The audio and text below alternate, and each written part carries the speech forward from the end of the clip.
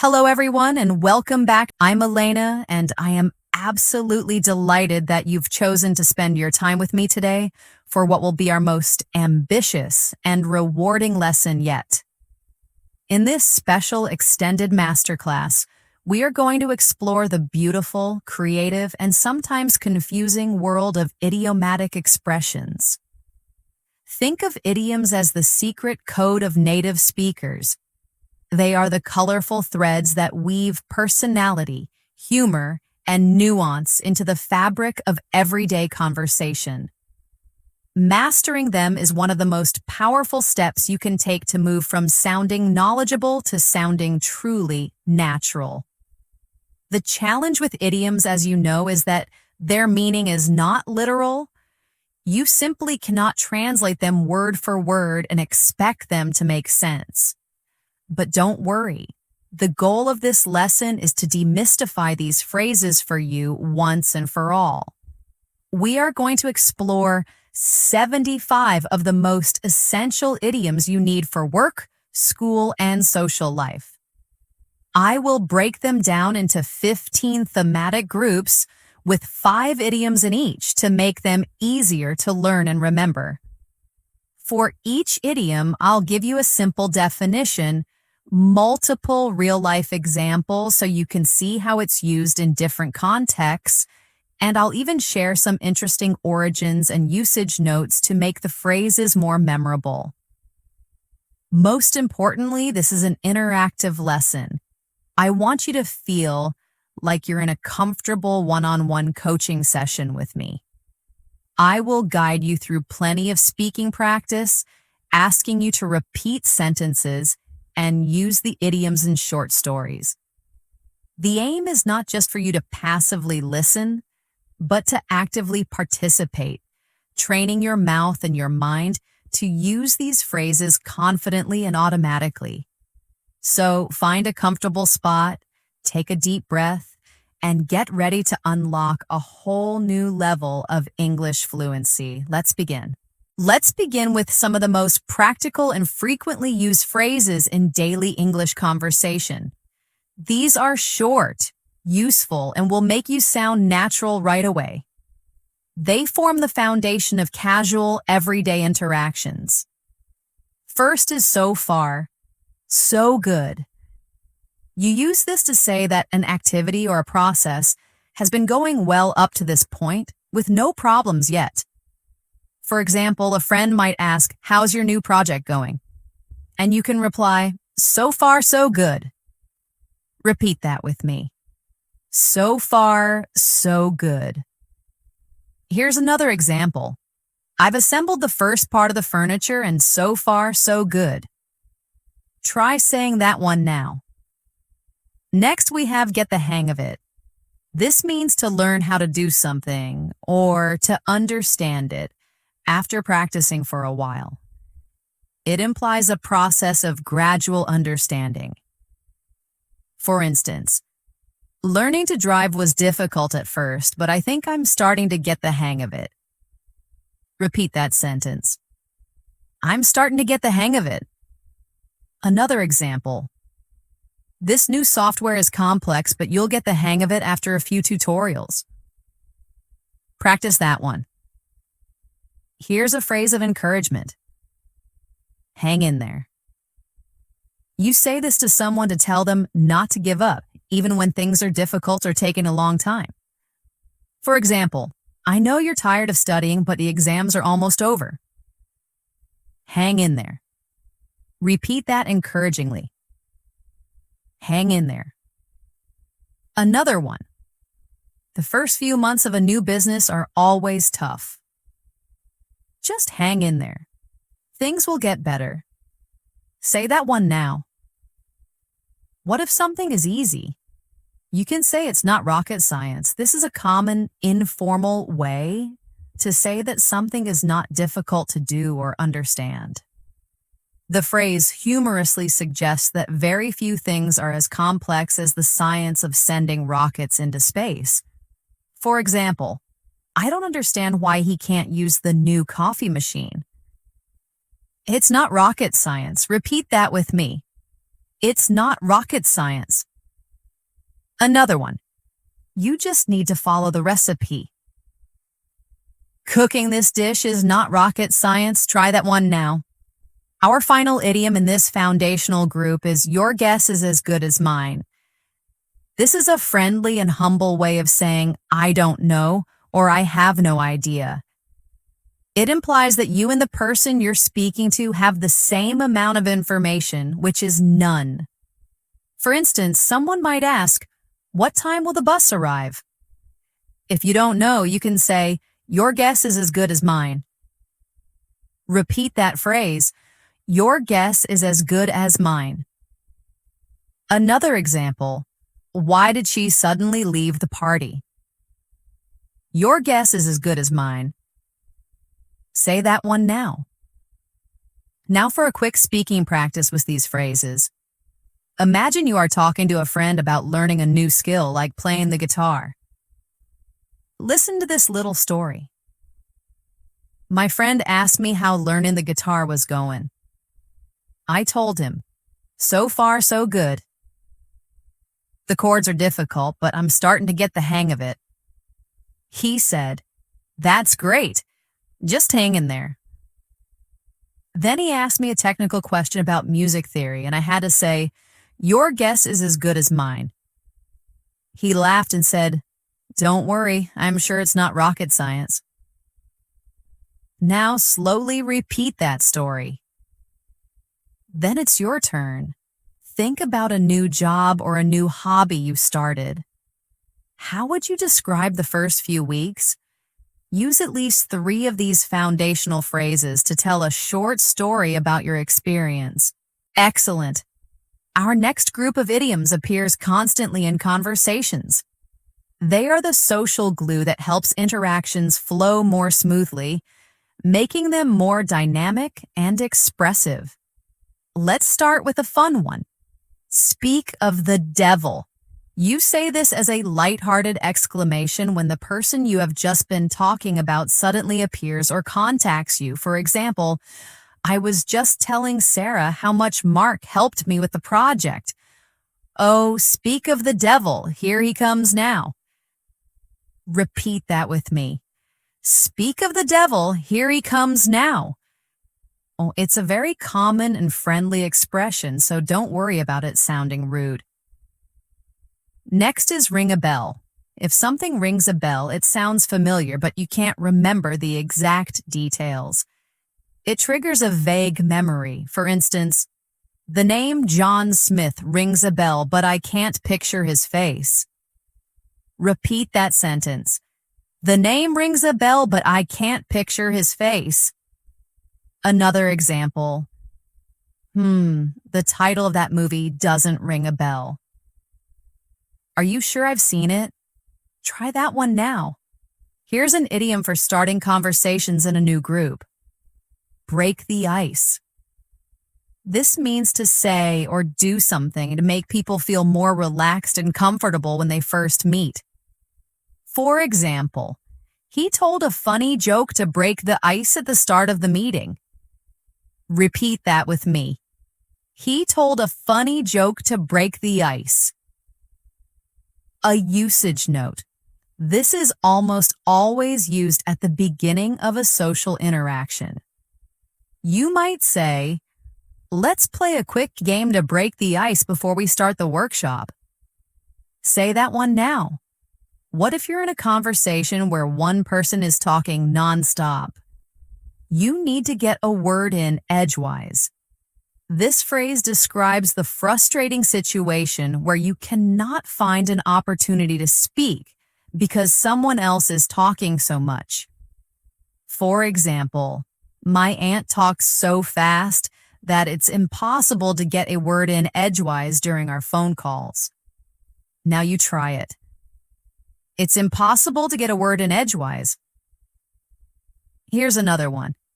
The debate was so intense, neither candidate could get a word in edgewise while the other was speaking. Repeat that with me. Our final idiom here is a penny for your thoughts. This is a charming and gentle way to ask someone what they are thinking about. especially when they are quiet or look pensive. For example, you've been very quiet for the last 10 minutes. A penny for your thoughts? Repeat that gentle question. A penny for your thoughts.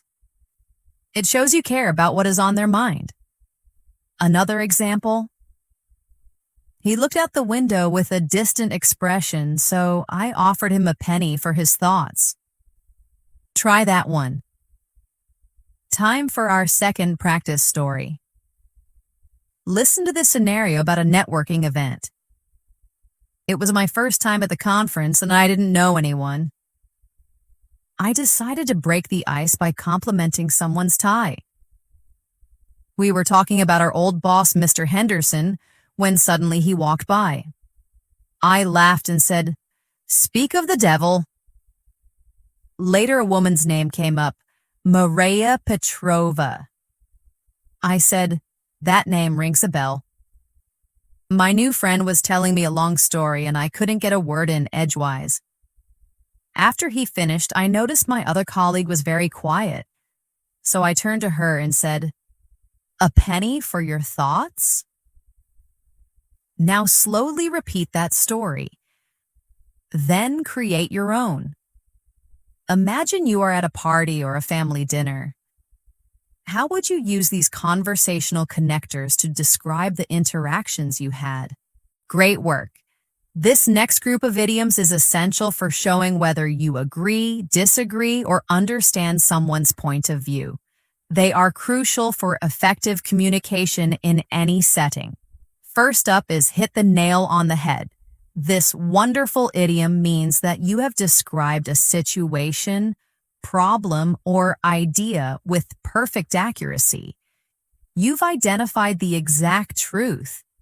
Imagine your friend is struggling with a project and you suggest they are trying to do too much at once. They might reply, "You've hit the nail on the head." That's exactly my problem. Let's practice that reply. Repeat after me. You've hit the nail on the head. Here it is in a longer sentence. The consultant's report hit the nail on the head regarding our company's biggest challenges. Say that one with me. Next, let's look at see eye to eye. This means to agree with someone or share their opinion on a particular subject. Only it's most often used in the negative to describe a disagreement. For example, my parents and I don't always see eye to eye on politics, but we respect each other. Repeat that sentence. We don't always see eye to eye on politics. Here it is in a positive business context. Luckily, the entire team sees eye to eye on the project's main goal. Say that one now. A very similar and useful idiom is on the same page. If people are on the same page, they have a shared understanding of a situation, plan, or goal. It's less about personal opinion and more about shared information and alignment.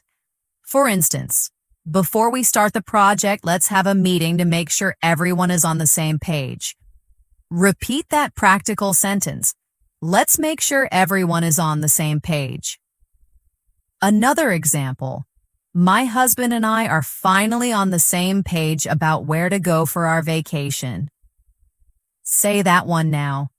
Here's an idiom for deeper understanding. Read between the lines. This means to understand the real hidden meaning behind what someone says or writes, a meaning that is not explicitly stated. For example, she said she was fine, but reading between the lines, I could tell she was very upset. Repeat that with me.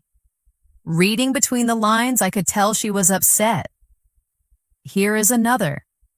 The politician's speech seemed positive, but if you read between the lines, you could sense a warning. Practice that sentence. Finally, what if you don't understand something at all? You can say it's all Greek to me.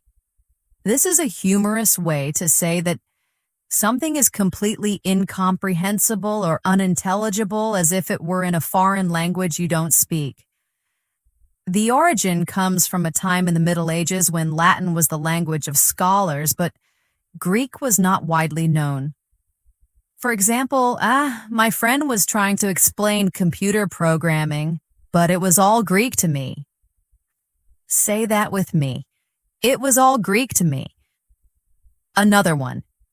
I tried to read the legal document, but the language was all Greek to me. Repeat that one now. Let's do a quick recap before our practice story. We've now covered foundational phrases, conversational connectors, and idioms for understanding. That's 15 essential phrases already. Remember how to ask what someone is thinking? You offer a penny for their thoughts.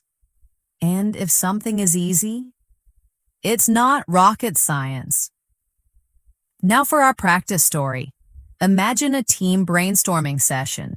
Our manager asked for ideas to improve sales. My colleague David said our advertising was outdated. The manager replied, "You've hit the nail on the head." We discussed a new marketing strategy, and it was great that the whole team seemed to see eye to eye. We had a quick meeting to ensure we were all on the same page about the next steps. The client's feedback was very polite, but reading between the lines, it was clear they were not happy. Our data analyst then showed a series of complex charts, and honestly, it was all Greek to me. Now repeat that entire paragraph slowly. Once you're comfortable, try to create your own short story. Perhaps it's about a conversation with a friend where you had to figure out their true feelings, or a meeting where everyone needed to agree on a plan. Wonderful! Now this next set of idioms deals with sharing and hiding information. Secrets are a big part of human interaction, and these phrases will help you talk about them like a native speaker. First is the classic, "let the cat out of the bag." This means to accidentally reveal a secret that was supposed to be kept hidden. The most popular origin story suggests that in old markets, some merchants would try to trick customers by putting a cat in a bag instead of a more valuable piglet. If the cat was let out, the secret trick was revealed. For example, we were planning a surprise party for Sarah, but her brother let the cat out of the bag. Go ahead and repeat that sentence. Here's another. I can't believe you let the cat out of the bag about my new job. I wasn't ready to tell everyone. Practice saying that one. A very similar idiom is spill the beans. It also means to tell people secret information, but it's a bit more informal and can sometimes imply a more gossipy or eager revelation. You might hear a friend say, "Okay, spill the beans. What happened at the meeting after I left?" Repeat that curious question with me. Okay, spill the beans. Here is another example. The little boy was so excited that he spilled the beans about the birthday gift his dad had bought. Try saying that sentence now. What if you get information from a secret source? You can say, "A little bird told me." This is a playful, charming way of saying that you know something, but you won't reveal who your informant is. For example, "How did I know it was your birthday?" "Oh, a little bird told me." Repeat that mysterious phrase, "A little bird told me." Another one, "A little bird told me that you might be moving to London next year. Is it true?" Try that one now. It's almost always used in a lighthearted context. Now for an idiom about sharing something personal. Get something off your chest. This means to confess something that has been worrying you or making you feel guilty in order to feel relief. For example, "I have to get something off my chest. I was the one who broke the vase, not the cat. Repeat that with me. I need to get something off my chest. Another one. After the argument, he called his friend to get his feelings off his chest. Say that one now. The opposite of revealing a secret is, of course, keeping one. For that, we have keep it under your hat. This means to keep something a secret and not tell anyone else. For example, I'm going to tell you something, but you have to promise to keep it under your hat. Repeat that secretive instruction. Keep it under your hat. Another one.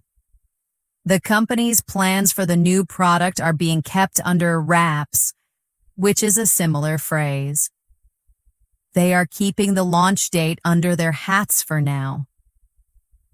Practice that sentence. Let's practice with a story about office secrets. Listen. My manager told me she was getting a promotion, but she asked me to keep it under my hat. Later, I was talking to my colleague, and he asked me what I knew. I just said, a little bird told me there might be some changes coming. But then, at the team lunch, my other colleague, Mark, completely let the cat out of the bag. He was so excited. He said, "Come on, boss, spill the beans." We know you're getting promoted. I could see the relief on my manager's face. I think she was happy to finally get it off her chest. Now repeat that story slowly. Then imagine a situation with your friends where a surprise is being planned. How would you use these idioms to talk about trying to keep the secret? Perfect. Life is full of decisions and moments that require action, so this group of idioms helps you talk about getting things done, making choices, and dealing with uncertainty. Let's start with a very direct one. Cut to the chase. This means to get to the most important point without wasting time on details or background information. It's often used when you are short on time or feeling impatient. For example, I don't have much time, so please cut to the chase. What is the problem? Repeat that with me. Please cut to the chase. It's very common in business settings. Let's cut to the chase. Will this project be profitable or not? Say that one now. Sometimes you have to do something difficult or unpleasant that you've been avoiding. For this, we say, bite the bullet. It means to face a difficult situation with courage and determination. The origin might come from the days before modern medicine, when wounded soldiers were literally given a lead bullet to bite on during surgery to cope with the pain. For example, I hate going to the dentist, but I have a toothache, so I'll have to bite the bullet and make an appointment. Repeat that with resignation. I'll have to bite the bullet. Another one. She decided to bite the bullet and apologize, even though it was embarrassing. Say that one now. Here's an idiom for passing responsibility. The ball is in your court. This means it is now someone else's turn to make a decision or take the next step in a process. For instance, I've given you my final offer and all the information you asked for. Now the ball is in your court. Repeat that phrase. Now the ball is in your court. Another example. We've done everything we can to help. The ball is in his court now to decide what to do. Try that one. What if you don't have a firm plan? You can play it by ear. This means to decide how to deal with a situation as it develops, rather than following a plan that was made in advance. For example, what time should we meet tomorrow? I'm not sure what my schedule looks like, so let's play it by ear. Say that with me. Let's play it by ear. Another one. We don't have a fixed itinerary for our vacation. We're just going to play it by ear. Repeat that one. Finally, we have jumped on the bandwagon. This means to join a popular activity or support a popular opinion, often to be on the winning side or to do what everyone else is doing. It can sometimes have a slightly negative connotation, suggesting a lack of original thought. For example, when the new smartphone was released, thousands of people jumped on the bandwagon and bought one. Repeat that sentence. Another one. She was never interested in environmental issues, but now she has jumped on the bandwagon and protests every week. Try that one now. Let's practice these action idioms. Listen to this story about making a decision. Our team was discussing the project for hours. Finally, our manager said, "Let's cut to the chase." We need a decision. The options were difficult, but we knew we had to bite the bullet and choose one. After we presented our choice to the director, she said, "Okay, I've heard your recommendation. The ball is in your court to create the final proposal." We asked about the exact deadline, and she said she wasn't sure yet, so we should play it by ear. Once we announced our new direction, we noticed other departments starting to jump on the bandwagon and adopt our methods. Now repeat that story slowly. Then think about a time you had to make a big decision. Did you have a clear plan, or did you have to play it by ear? Did you have to bite the bullet and do something difficult? Fantastic. This next group of idioms is perfect for professional environments, academic settings, or any situation where you are working hard towards a goal. First, let's look at go the extra mile. This means to make a special effort or to do more than is necessary or expected of you. It shows great dedication and a commitment to quality. For instance, our tour guide really went the extra mile to make our trip unforgettable. Repeat that with a grateful tone. Our tour guide really went the extra mile. Here is a work example. If you want to get promoted, you have to be willing to go the extra mile for the team. Practice saying that one. Here is a great one for efficiency. Kill two birds with one stone. This means to achieve two separate goals with a single action. It's all about smart planning and maximizing your effort. For instance, I listen to English news podcasts while I'm jogging in the morning to kill two birds with one stone. Let's practice that. I kill two birds with one stone. Here is another example. He picked up the groceries on his way home from work to kill two birds with one stone. Say that sentence now. Next is learn the ropes. This means to learn the basics of how to do a job or perform a task. This idiom comes from the age of sailing ships, where new sailors had to learn how to handle the ship's many ropes to be effective. For example, it took me a few weeks to learn the ropes at my new job, but now I feel confident. Say that with me. It took me a few weeks to learn the ropes. Another example. We have a new intern starting today, so please help him learn the ropes. Repeat that one now. And how do you succeed in your studies? You hit the books. This is a very common and informal idiom that simply means to study very hard, especially for an exam. For example, I have a big exam on Monday, so I need to hit the books all weekend. Repeat that with determination. I need to hit the books. Another one. She's hitting the books because she wants to get into a top university. Practice saying that one. Finally, we have beat the clock. This means to finish a task successfully just before the deadline or time limit expires. It creates a sense of urgency and a race against time. For example, she had to write the entire essay in one night, but she managed to beat the clock and submit it on time. Repeat that sentence. She managed to beat the clock. Here's another. The team worked furiously to beat the clock and launch the product before their competitor. Try saying that one. Let's do our recap. We have now covered 30 idioms across 6 categories. Incredible work! Can you remember what it means to reveal a secret by accident? You let the cat out of the bag. And what if you have to face a difficult situation with courage? You bite the bullet. Now for our practice story about a new employee.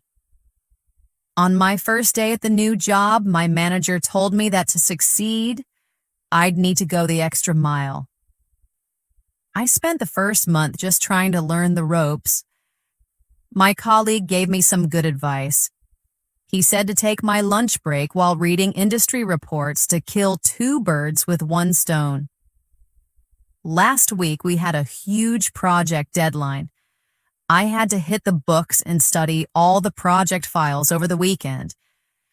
We all worked late into the night, but we managed to beat the clock and submit our work with 2 minutes to spare. Now repeat that story. Then think about a time you had to work really hard to meet a deadline. How did you do it? Did you learn the ropes quickly? Did you go the extra mile? Tell me about it. After talking about failure, let's lift our spirits with idioms for happiness and positivity. These phrases help us describe joy and find the good in difficult situations. Let's start with a very happy one. On cloud 9. If you are on cloud 9, you are extremely happy, euphoric, and full of joy. For example, when she found out she had won the scholarship, she was on cloud 9 for the rest of the day. Now repeat that sentence with a happy tone in your voice. She was on cloud 9 for the rest of the day. Here's another one. They've been on cloud 9 ever since they got engaged. Try saying that one. Next is a wonderful concept, a blessing in disguise. This refers to something that seems bad or unlucky at first, but results in something good happening later. For example, losing that job was a blessing in disguise because it forced me to find a career I truly love. Repeat that with me. It was a blessing in disguise. Another one. Missing the train was a blessing in disguise. If I hadn't, I wouldn't have met my future husband. Practice that sentence. A similar optimistic proverb is every cloud has a silver lining. This means that there is something good or hopeful in every bad situation, even if you can't see it at first. The image is of dark rain clouds being outlined by the bright light of the sun. For instance, I was disappointed I lost the match, but every cloud has a silver lining. Now I have more time to focus on my studies. Repeat that optimistic phrase. Every cloud has a silver lining. Another one. He lost his job, but the silver lining was that he could start his own business. Try that one. Now for 2 idioms that mean something is very easy. The first is a walk in the park. This describes a task or situation that is simple and requires little effort. For example, after months of training, running the 5K race was a walk in the park for her. Repeat that sentence. The race was a walk in the park. Another one. He expected the exam to be difficult, but it was a walk in the park. Try that one now. Our second easy idiom is a piece of cake. This is a very informal way to say that something is extremely easy to do. For example, I was worried about the math test, but it turned out to be a piece of cake. Repeat that with a sense of relief. It turned out to be a piece of cake. A usage note. Remember, this is very casual. You'd use it with friends, but perhaps not in a formal report. Here's another. For a professional mechanic, changing a tire is a piece of cake. Repeat that one with me. Time for our positivity practice story. Listen carefully. My friend was upset after her flight was canceled. But it turned out to be a blessing in disguise. The airline put her on a new flight the next day and gave her a voucher for a fancy hotel. She was on cloud 9. She told me, every cloud has a silver lining. The next day, getting through security was a walk in the park because the airport was so empty. She said the whole experience, which started badly, ended up being a piece of cake. Now, repeat that story slowly. Think about a time when something seemed bad at first but turned out well. How would you describe it? Use at least 3 of these positive idioms. Life has its ups and downs, and we need language for the difficult times too.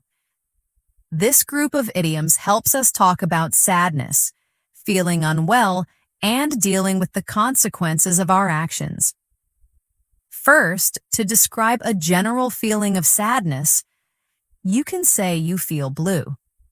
For example, I always feel a bit blue when the holidays are over. Repeat that with me.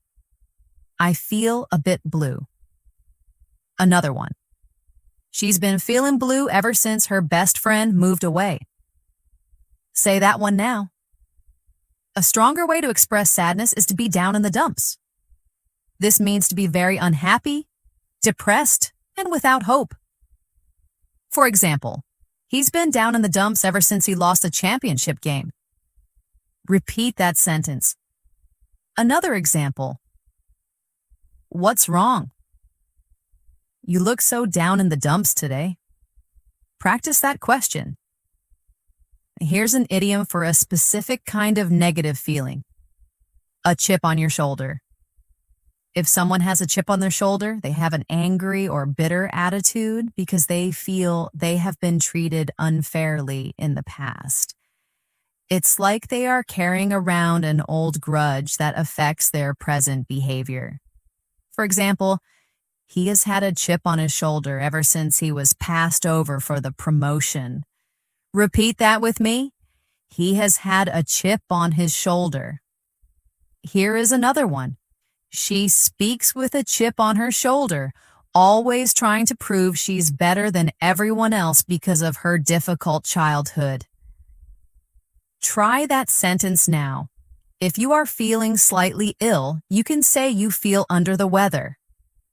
It's a gentle and common way to say you're not well, without being too specific. For instance, I think I'll stay home tonight. I'm feeling a bit under the weather.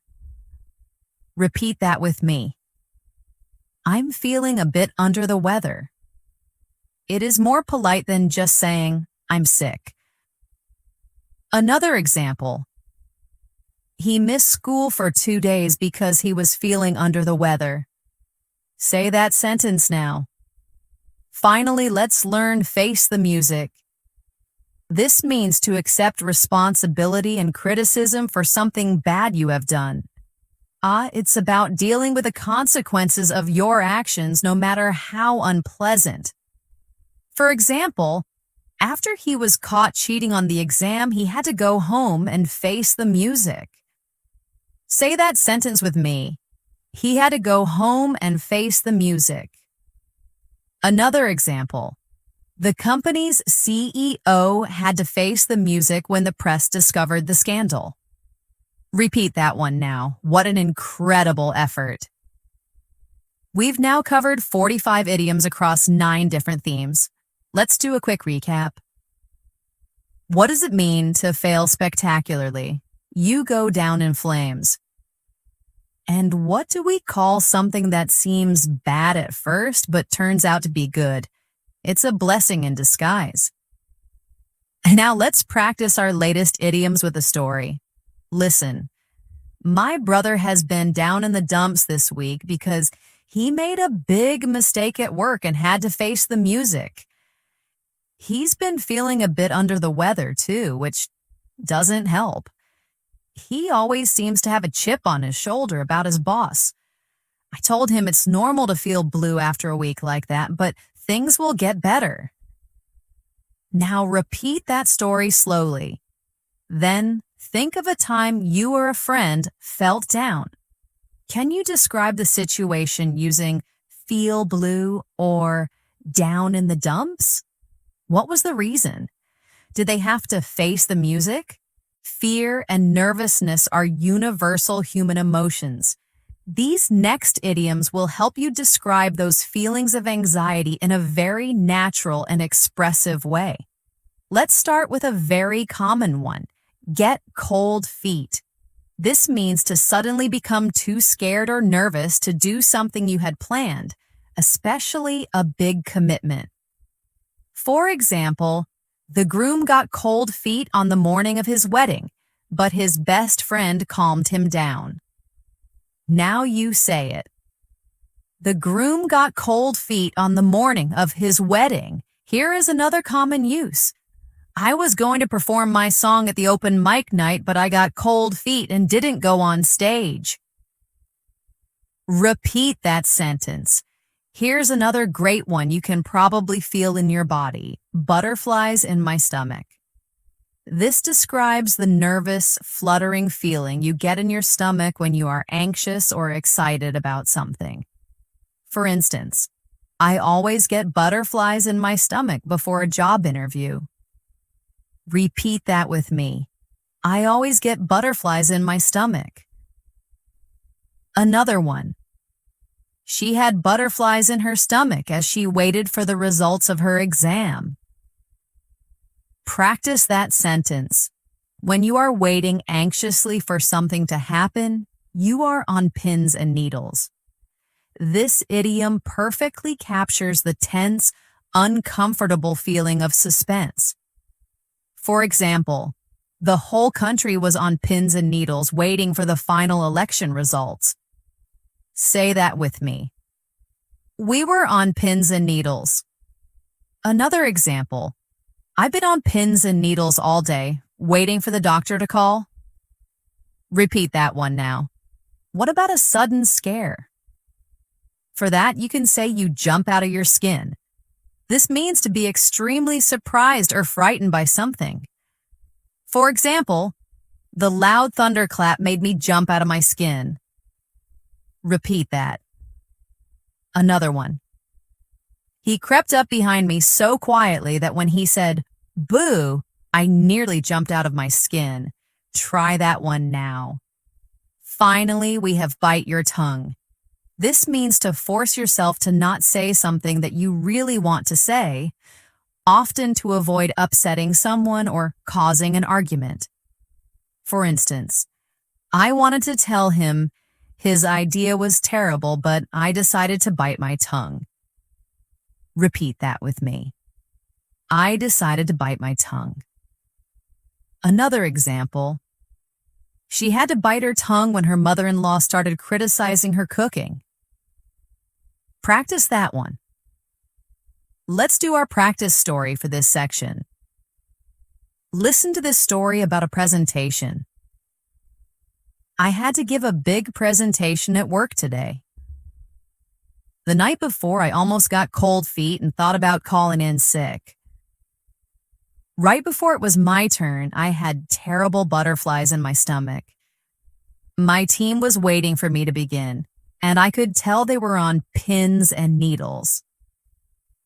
The microphone made a loud screeching noise when I turned it on, and I nearly jumped out of my skin. One of my colleagues made a negative comment just before I started, but I knew I had to bite my tongue and stay focused. Now slowly repeat that story.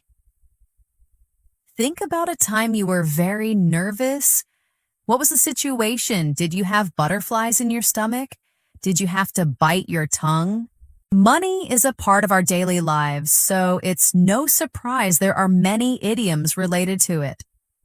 Let's learn some of the most common ones for talking about cost, income, and spending. First up, cost an arm and a leg. If something costs an arm and a leg, it is extremely expensive. The phrase emphasizes the high price by suggesting you'd have to give up something very valuable to afford it. For example, I'd love to buy that designer handbag, but it costs an arm and a leg. Repeat that with me. It costs an arm and a leg. Another one. Getting a taxi from the airport to the city center cost an arm and a leg. Say that sentence now. Next is a very practical one. Bread and butter. This refers to a person's main source of income or the primary activity of a business that generates the most money. For example, teaching English online is my bread and butter. Say that with me. Teaching English online is my bread and butter. For a company, you might say, while the firm does some consulting, their software sales are their real bread and butter. Repeat that one now. Let's learn on the house. If something at a restaurant, bar, or hotel is on the house, it is given to you for free by the establishment, usually as a gesture of goodwill. For example, because it was my birthday, the restaurant gave me a dessert on the house. Repeat that happy sentence. The restaurant gave me a dessert on the house. Another one. We complained about the long wait, so the manager offered us a round of drinks in the house. Say that one now. Here's an idiom about value, a dime a dozen. If something is a dime a dozen, it is very common and therefore not valuable or special. A dime is a 10-cent coin, so a dozen of something for that price would be very cheap. For example, in Hollywood, aspiring actors are a dime a dozen. Repeat that with me. They are a dime a dozen. Another one. Don't worry about that broken pen, they're a dime a dozen. Try that one now. Our final money idiom is burn a hole in your pocket. If money is burning a hole in your pocket, it means you have a strong urge to spend it as soon as you get it. For example, as soon as he gets his salary, it burns a hole in his pocket. Repeat that with me. It burns a hole in his pocket. Another one. That bonus I received is burning a hole in my pocket. I can't wait to go shopping. Try that one now. Let's do our speaking practice for this section. Listen to this story. My friend and I went to a new restaurant. I was worried it would cost an arm and a leg. My friend just got paid from his main job. Writing is his bread and butter. And the money was burning a hole in his pocket. He said, "Don't worry. Restaurants like this are a dime a dozen in this city."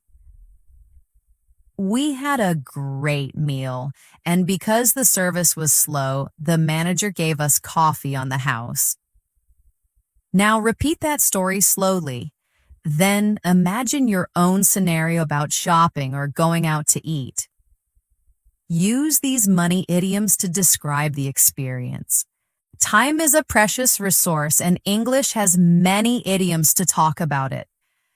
These next phrases will help you sound more natural when discussing schedules, deadlines, and making the most of your time. Let's begin with once in a blue moon. This means that something happens very rarely. A blue moon is a real astronomical event, the second full moon in a single calendar month, which is an infrequent occurrence. For example, my sister lives in another country, so I only get to see her once in a blue moon. Repeat that with me. I only get to see her once in a blue moon. Another example. An opportunity this good comes around once in a blue moon. Say that one now. Next is in the nick of time. This means you do something or something happens at the very last possible moment, just before it's too late. For instance, the hero arrived with the antidote in the nick of time to save the day. Say that with me. He arrived in the nick of time. Another example. I thought I was going to miss my flight, but I got to the gate in the nick of time. Repeat that with a sense of relief. What if you're a little late? You can use better late than never. This is a famous proverb that means it's better to do something late than to not do it at all. For example, he finally paid me back the money he owed me. Well, better late than never. Repeat that phrase. Better late than never. You could also say, she submitted her application 2 days after the deadline, hoping the committee would think, better late than never. Say that one now. Our next idiom is call it a day. This means to decide to stop working on something, either for the rest of the day or permanently. For example, we've been working for 10 hours straight. I think it's time to call it a day. Repeat that with me. Let's call it a day. Another one. After years of trying to make the business profitable, they decided to call it a day and close it down. Try that one now.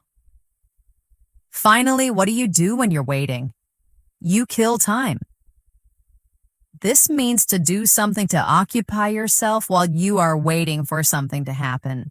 For example, my flight was delayed by 2 hours, so I went to a bookstore to kill time. Repeat that.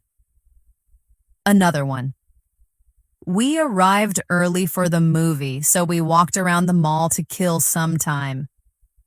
Practice that sentence. 60 idioms.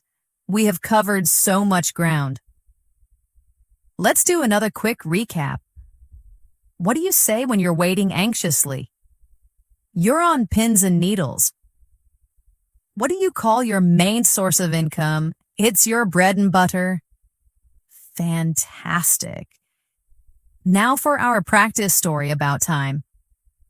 Listen, I have a friend who I only see once in a blue moon. He was visiting my city yesterday, but my meeting ran late. I rushed to the train station and got there in the nick of time to see him. He joked, "You're almost late." And I replied, "Better late than never." We had to wait for his train, so we got a coffee to kill time. After he left, I was so tired that I decided to call it a day and go straight home. Now repeat that paragraph slowly. Then create your own story about a busy day. Did you arrive somewhere in the nick of time? Did you have to kill time? Every conversation can involve agreement or disagreement. These next idioms will help you describe these situations more naturally, from staying neutral to making peace. Let's start with a neutral one. Sit on the fence. If you are sitting on the fence, you are refusing to take sides in an argument or make a decision between two options. For example, you can't sit on the fence any longer. You need to decide whose side you're on. Repeat that with me. You can't sit on the fence any longer. Another one. The manager was sitting on the fence, refusing to support either of the competing proposals. Say that one now. What if you make a problem worse? You add fuel to the fire. This means to do or say something that makes a bad situation or a conflict even worse. For example, he was already angry, and your sarcastic comment just added fuel to the fire. Repeat that sentence. Your comment just added fuel to the fire. Another one. Showing up late to the meeting only added fuel to the fire of the manager's frustration. Try that one now. Here's an idiom for making peace. Bury the hatchet. This means to end a conflict and become friendly with someone again. This comes from a Native American tradition of literally burying weapons to signify peace. For example, after years of not speaking, the two brothers finally decided to bury the hatchet. Say that with me. They decided to bury the hatchet. Another one. Can't we just bury the hatchet and be friends again? Repeat that question now. This is a very useful phrase. Agree to disagree. This is used to resolve a conflict by accepting that you have different opinions and will not reach an agreement. It allows the conversation to move on peacefully. For example, we are never going to agree on this topic, so let's just agree to disagree. Repeat that with me. Let's just agree to disagree. Another one. After a long debate about politics, my friend and I decided to agree to disagree and talk about something else. Say that one now. Finally, what if you decide to forgive someone? You can let someone off the hook. This means to free someone from their responsibility or duty, or to not punish them for something they did wrong. For example, he was supposed to do the dishes, but he looked so tired that I let him off the hook. Repeat that sentence. Another one. The police officer gave her a warning instead of a ticket. She was really let off the hook. Practice that one. Let's practice these with a story about a workplace disagreement. Listen. My colleagues, Tim and Anna, were arguing. I decided to sit on the fence because I saw merit in both their ideas. The manager tried to mediate, but Tim's angry comments just added fuel to the fire. Eventually, they realized they would never convince each other, so they decided to agree to disagree. The manager said, "I'll let you off the hook for this argument, but next time, discuss things calmly." I'm glad they were able to bury the hatchet later that day. Now, repeat that story slowly. Then, think of a time you witnessed a disagreement. How was it resolved? Did people agree to disagree? Did someone get let off the hook? Now for something fun.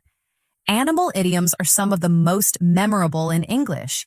They create strong visual images that help you remember their meanings. Let's start with the elephant in the room. This refers to a big, obvious problem or controversial issue that everyone is aware of but no one wants to talk about because it is uncomfortable. For example, we sat through the whole meeting, but no one mentioned the elephant in the room, the fact that the company was losing money. Repeat that sentence. No one mentioned the elephant in the room. Here's another. He finally addressed the elephant in the room and asked why no one had been paid yet. Say that one now. Next is hold your horses. This is a friendly, informal way to tell someone to slow down, wait, and not be so impatient. The image is of reining in horses that want to run.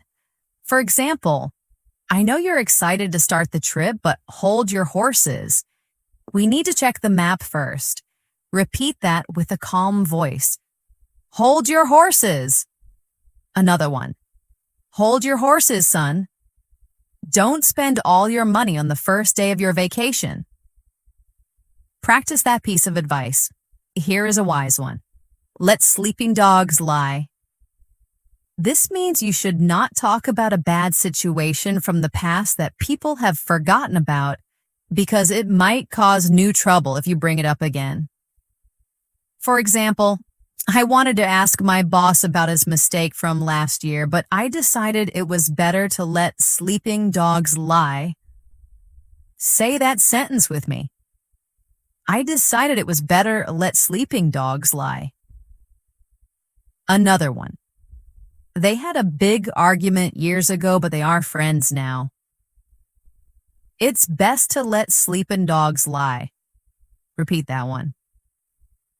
Here's an idiom for being wrong. Barking up the wrong tree. If you are barking up the wrong tree, you are pursuing a mistaken course of action or blaming the wrong person. The image is of a dog barking at the base of a tree, thinking its prey is there when the prey is actually in another tree. For instance, if you think I'm the one who broke the window, you're barking up the wrong tree.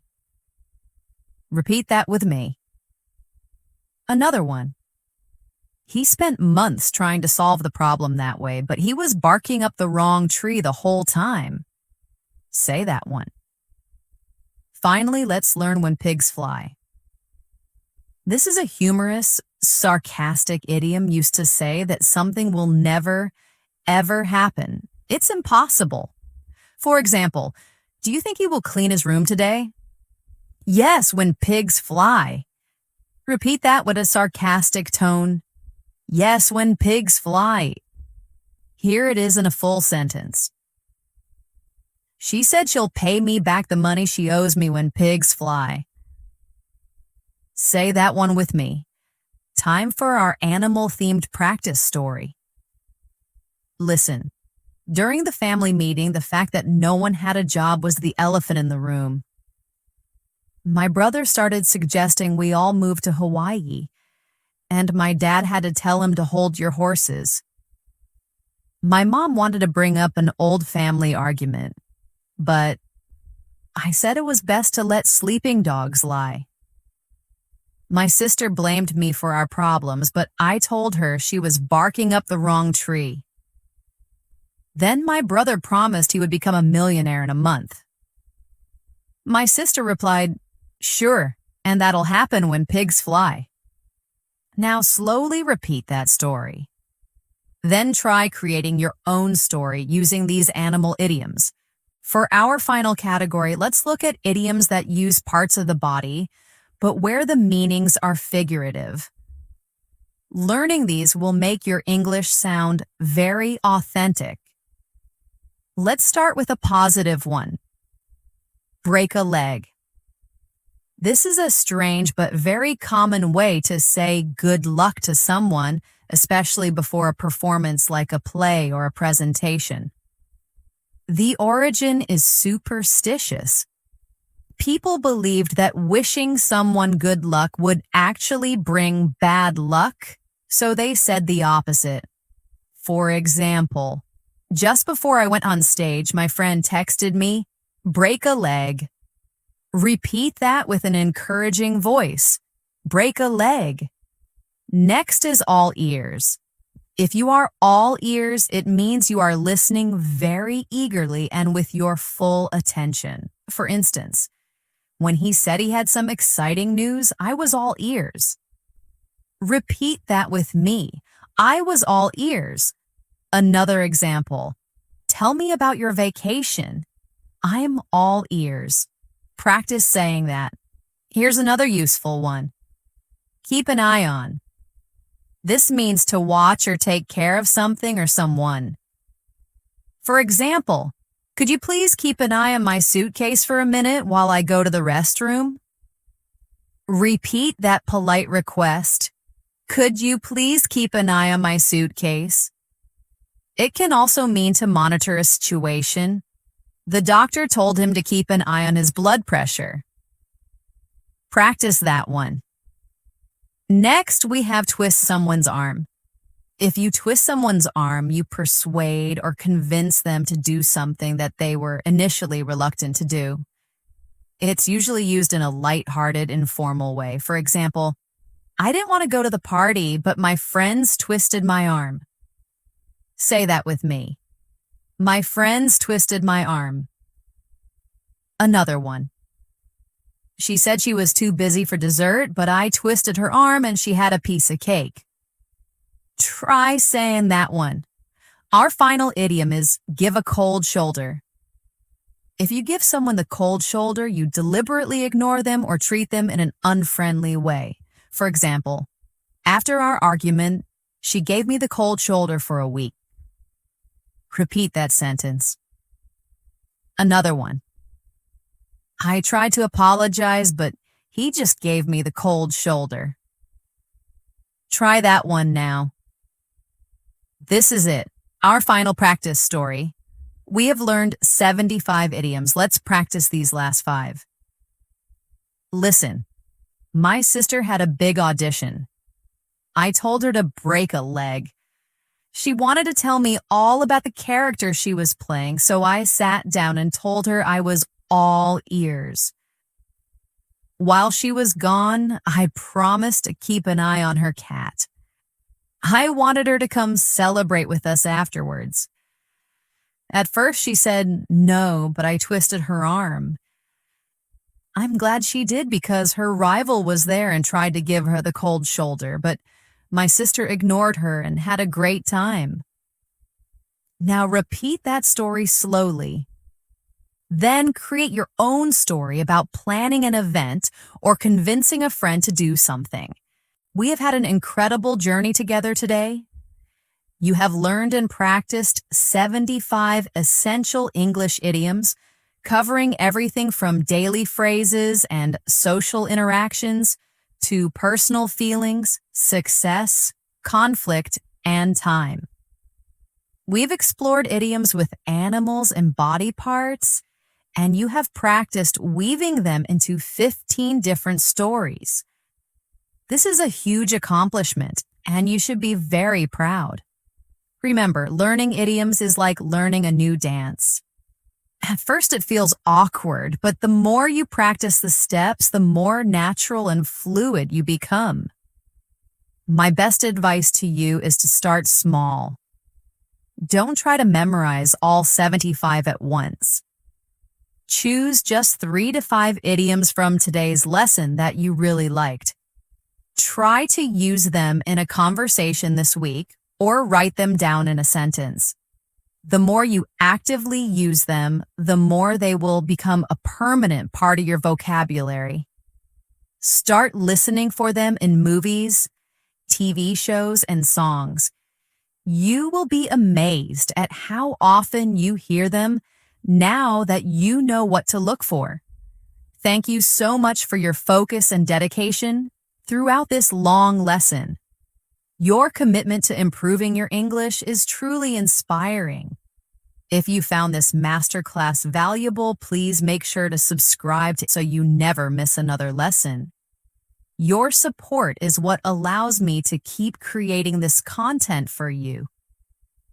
Don't forget to give this video a like and share it with other English learners who could benefit from it. Keep practicing, stay curious, and remember that every small step you take is a step towards fluency. Thank you once again for joining me. I'm Elena, and I can't wait to see you in our next lesson.